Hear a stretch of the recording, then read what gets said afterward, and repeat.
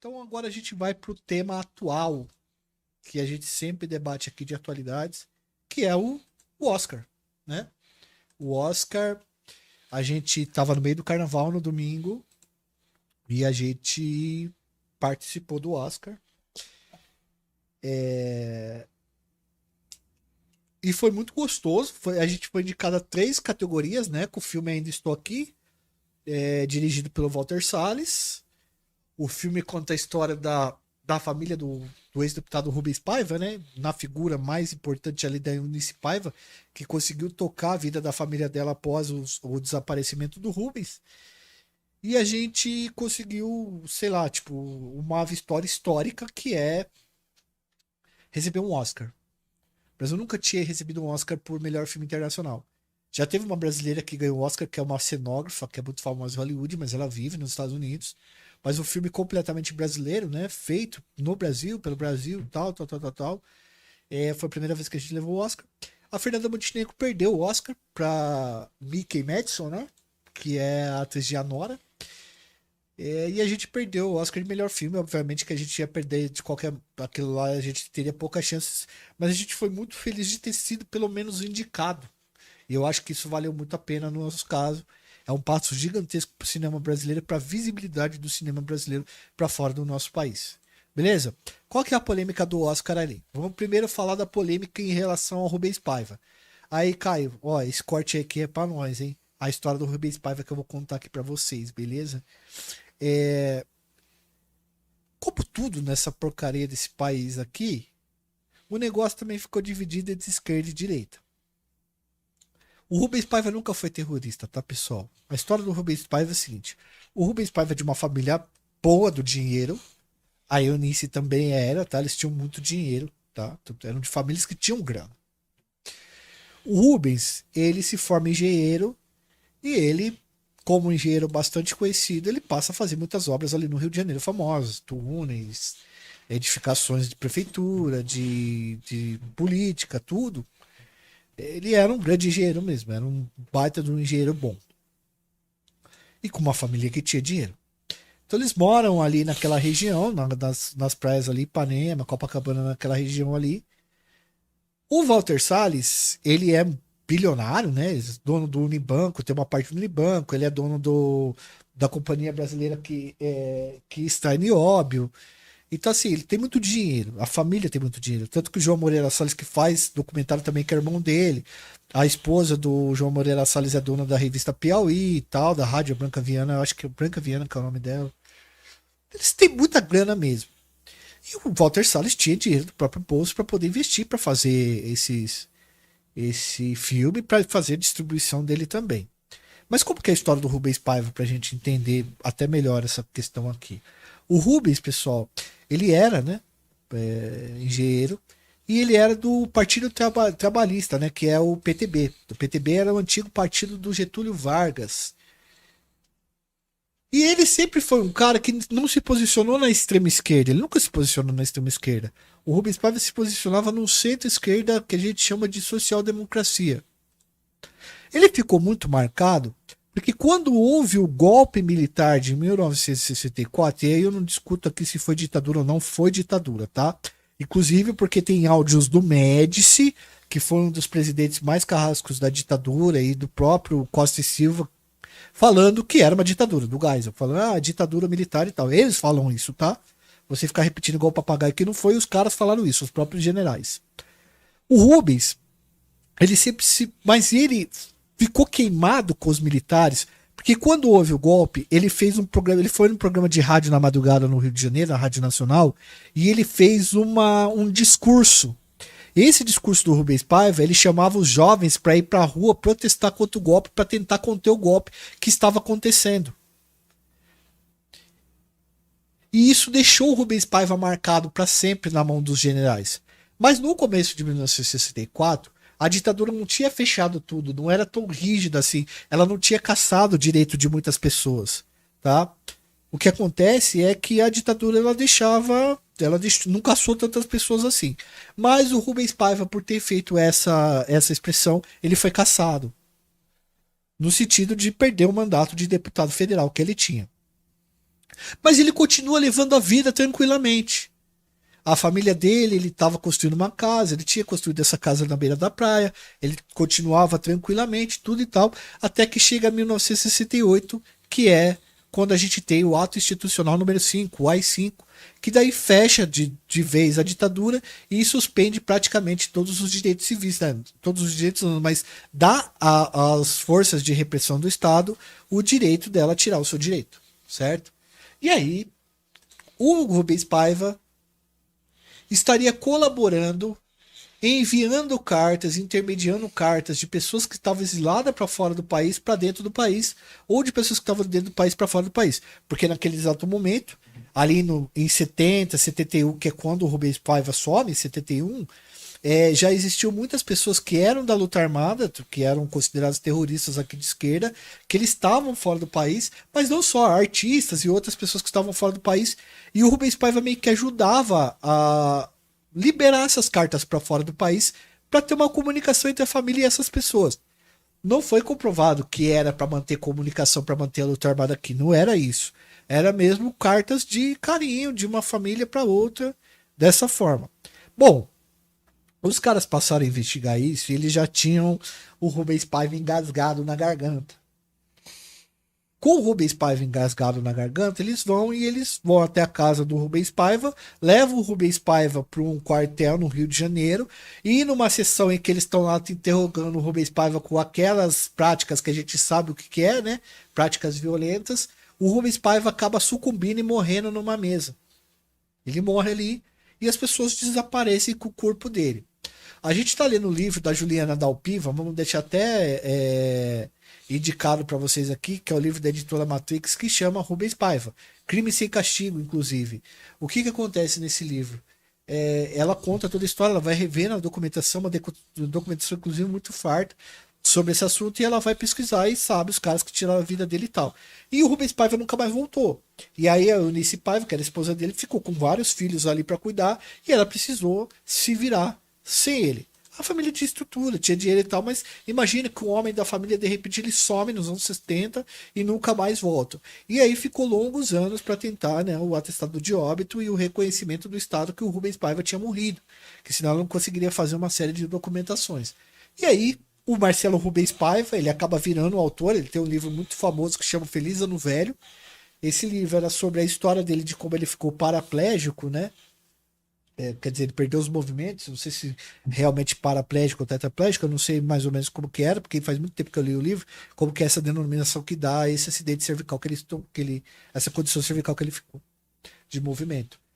E aí acaba correndo isso daí, e o Marcelo, o Rubens Paiva, ele acaba entrando para a história, e aí o Walter Salles vai e faz essa história, porque ele conhecia a família do Rubens Paiva. Então, basicamente essa a história do filme, e a história do filme se centra de como que essa mulher, no seio familiar, ela conviveu com esse vazio deixado pelo marido, e depois ela vira militante dos direitos dos indígenas e tal, etc. E depois ela acaba ficando com Alzheimer nos últimos dias da vida dela. E é um belíssimo filme, é um belíssimo filme. Mas a polêmica do Oscar não foi essa. A polêmica do Oscar foi o Oscar ser tirado da Demi Moore para ser dado para Mickey Madison. E aí teve toda uma discussão em cima disso daí. Vamos lá. Eu torcia pela Fernandinha, mas eu não achava que ela teria tantas chances quanto a Demi Moore de levar. Eu achava que ela perderia para Demi Moore. A Mickey Madison, para bolsa de apostas, ela tinha uma certa relevância, mas a favorita de longe era a Demi Moore. E a Mickey Madison acabou levando por um filme chamado A Nora. A Nora, não é a Nora parente, tá? Se Nora não é parente também. A Nora é o nome da menina. E é uma história de uma moça que trabalha no Brooklyn, Nova York, e num sistema lá, ela é uma menina do job, e ela conhece um rapaz russo, que é um virgão lá, e ela acaba casando com o rapaz, indo pra Rússia, e a família do rapaz não aceita. Basicamente o mote é esse. E a família tenta de qualquer jeito anular esse casamento, porque não quer que o moleque case com a mina do job. E aí virou uma polêmica, porque a Demi Moore, ela fez um filme chamado A Substância, que fala um pouco sobre como a mulher, conforme ela vai envelhecendo e decaindo no lance da estética, ela vai perdendo oportunidades, principalmente no mercado de entretenimento. Que acontece na vida real, de verdade. E a Demi Moore foi meio que. Ela fez esse papel muito bem, inclusive ela tá muito bem no papel. E uma coisa muito importante é que a Demi Moore, no início dos anos 90, era uma pessoa que já tinha feito alguns papéis interessantes. Ela fez o papel, por exemplo, da Molly no Ghost, que é um baita num papel que ela foi muito bem. Só que depois ela fez aquele filme Striptease, que é um filme que ela era praticamente um objeto sexual. Porém, foi o maior cachê pago da história para uma mulher na época. Só que o filme é horrível e a Demi Moore ficou marcada por esse filme como se ela só soubesse fazer esse tipo de papel. Apesar dela ter feito depois do Striptease um filme chamado Do Limite da Honra, até o Limite da Honra, né, Fernandão? E que ela faz um soldado que tem que passar por um processo de desumanização e ela vai muito bem nesse filme. E né? teve o degradê, né? Que foi quando antes dela virar o objeto, teve os segundas intenções, Não sei, não me lembro. que proposta indecente. Esse filme, por exemplo, puta merda, né, velho? Tipo, é ela, o Robert Redford e o Woody Harrison, né? Nossa, esse filme me dá uma atenção, mano. Porque o maluco tá todo endividado e aparece um milionário falando assim, ó, quero dormir com a sua esposa e vou te dar um dinheiro pra dormir com ela. O maluco tem que ficar nessa... Nossa senhora, esse filme aí é pesado mesmo. Depois o cara entrando na mente dele, né? Fica... Não, o maluco Não, fica todo ele dele. mesmo entrando na mente dele, falando, puta que pariu, será que foi traição? Será que foi? Será que ela gostou? Será que ela não gostou? Será mano. que ela fez mesmo? Ó, é uma toca de coelho que não tem fim essa parada aí, não. Eu não quero rever esse filme nunca mais, mano. E ela ficou marcada por isso, cara. Depois ela não conseguiu mais papéis de relevância mesmo, sabe? Do calibre que ela é atriz. E ela começou a aparecer na TV e na fama só quando ela namorava com algum cara mais novo, tipo Ashton Kutcher. Ela foi casada um bom tempo com o Bruce Willis. Depois ela larga do Bruce Willis e ela começa a namorar os caras mais novos. Então, Demi Moore namora com Ashton Kutcher, não sei o que, não sei o que, não sei o que, não sei o que. E ela é uma baita de uma atriz de calibre, mas ela não conseguia mais essas. E ela foi envelhecendo, né? Ficando mais velha. Apesar de estar muito bonita, é lógico que, mano, ele deve gastar muito dinheiro com estética, com essas coisas. E meio que a vida dela foi a história da substância, né? E agora, no Oscar, ela perdeu o Oscar pra mina mais nova da história ganhar o Oscar. A mina tem 20 e poucos anos, 24 anos. Então, assim, meio que ficou essa ironia do destino dela, uma mulher já mais velha, que fez um papel sobre a desvalorização da mulher mais velha, perdeu o papel para uma mulher mais nova, que fez um filme sobre uma mina do job que fazia strip. Então, olha como é que vira uma discussão. E, obviamente, que agora a Mickey Madison, por ter ganhado o Oscar por esse filme, que é um filme muito melhor que o Strip lá, dos anos 90, ela não vai ficar marcada por ter feito o filme de uma mina do job, entendeu? Então ela vai ter um destino e um futuro muito melhor do que a Demi Moore, porque ela já foi premiada artisticamente por um filme que tem com essa temática nada, que é uma temática nada a ver, entendeu? Que é um filminho fraquinho, viu? Ele é legal, tudo, mas ele não é um filme de. Pra mim, não é um filme pá de Oscar e tal. Então virou essa temática, essa disputa, essa polêmica. E a gente pode dizer que. Cara, não posso culpar a Mickey Madison. Ela estava concorrendo, ela faz um grande papel. Mas no conjunto da obra, parece que houve uma frustração geral pela Demi Moore não ter levado o Oscar. E o brasileiro ficou revoltado porque a Fernanda perdeu o Oscar não para Demi Moore, que era a pessoa que aparentemente ela iria perder o Oscar, mas na verdade perdeu para a garota mais jovem padrão que tinha ali na disputa, né, Fernandão? Eu nem lembrava quem que era essa moça aí. Depois que ela apareceu, eu lembrei de uma cena do... Era Uma Vez em Hollywood, que ela, a última cena do filme lá, que é muito louca. Da casa lá. Da casa lá com o outfit. Mano, nem fala, porque às vezes as pessoas não se Eu não vou falar não, que é a melhor parte do filme e não posso estragar. Mesmo, cara. Então, eu não lembrava dela. Depois eu lembrei também que você tinha... Acho que você tinha comentado comigo que ela aparecia lá, né? Sim. E ela é uma atriz muito nova, né? Ela é tipo a Jennifer Lawrence, que os caras acabaram premiando bem nova, e aí acabou ganhando vários Oscars, mais um Oscar, se eu não me engano. E ela, cara, assim, sem demérito pro trabalho dela, mas é que houve depois essa discussão e as pessoas ficaram discutindo isso e tal. E aí falaram, né? Porque, tipo assim, nos anos 90 lá, a Fernanda, 98, né? A Fernanda Montenegro perdeu o Oscar para o Gwyneth Paltrow, que era. Porra, fez um trabalho mediano lá em Shakespeare Apaixonado, enquanto o trabalho da Fernanda Montenegro era espetacular. E agora a Fernanda Montenegro perde o Oscar para uma pessoa que foi abaixo dela na interpretação. Porém, a gringaiada, eles entendem outra fita, mano. É cultura diferente, entendeu? Tipo assim, talvez eles tenham entendido muito melhor a interpretação da menina do que a interpretação da Eunice Paiva lá. Pra gente ter muito mais contexto, pra gente conseguir compreender o que é esse negócio. Quer um exemplo? O que é importante pra gente ali no Eunice Paiva? A gente que é latino, a gente chora muito, é muito emotivo. Ainda Estou Aqui, o Walter Salles, ele fez questão de todas as cenas que a Eunice chorava, ele cortava. Então, às vezes ela ia chorar, ficava um pouco de lágrima que ele já cortava. Porque a ideia do Walter Salles era criar uma mulher que era uma panela de pressão, que ela tinha que segurar o choro a todo momento. Nos Estados Unidos, eles não estão acostumados com esse bagulho de choro. Choro lá é a última parada dos caras, abraço, toque, essas coisas. Pro latino, o choro é um bagulho muito mais comum. Então, ela fazia essa segurada do choro pra gente causar uma puta tensão de que ela tá no controle ali e tal. Pro gringo, ele não observa dessa forma, tá ligado? Então, a interpretação pro gringo, ele interpreta diferente a interpretação da Fernanda Torres, tá? Mas vamos ficar felizes porque no meio do carnaval a gente acabou ganhando o primeiro Oscar pro Brasil. E eu acho que tem gente que fala que é patriota, que é nacionalista, mas não comemorar um Oscar pro Brasil, porque tem os sabichões que ficam, o Oscar não é nada. É sim, é importantíssimo, é um validador, é muito bom no que faz.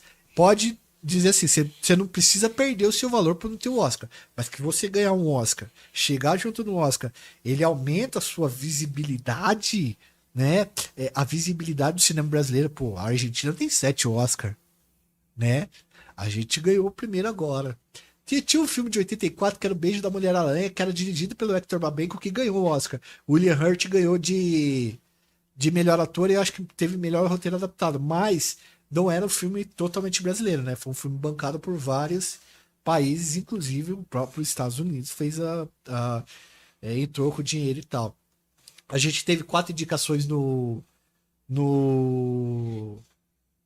Cidade de Deus, acabou não ganhando, e porque na época a gente disputou contra O Senhor dos Anéis e O Retorno do Rei, assim, a gente deu azar de pegar um dos maiores filmes da história pra disputar juntos, né? Tipo, tanto que você perdeu o Natal com a família pra assistir esse filme, né? Eu assisti 11 vezes no cinema, 11 Oscars, 11 vezes no cinema assisti, mas lógico que era antes do Oscar disso daí. Eu tava viciado em assistir O Senhor dos Anéis. E Senhor dos Anéis, Titanic e Ben-Hur foram os 3 filmes que mais ganharam Oscars, 11 cada um. O que provavelmente nunca mais vai se repetir. Porque hoje o Oscar prefere premiar menos, mas diversificar mais. Esses grandes filmes dessa magnitude que raspam tudo, muito provavelmente não vai existir mais daqui para frente. E essa foi a temática e a polêmica envolvendo o Oscar desse ano. Não podia deixar de ter polêmica, porque nas redes sociais tudo acaba virando treta, tudo acaba virando polêmica, não é, Fernandão? Positivo, Frio. Então é isso? Sim, é isso aí.